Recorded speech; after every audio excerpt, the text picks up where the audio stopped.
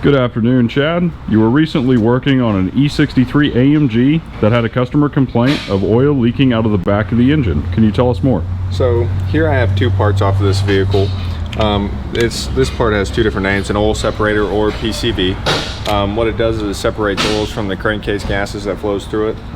Its common failure point is right here. There's a check ball that's inside of here, and when it fails, it no longer does its job properly.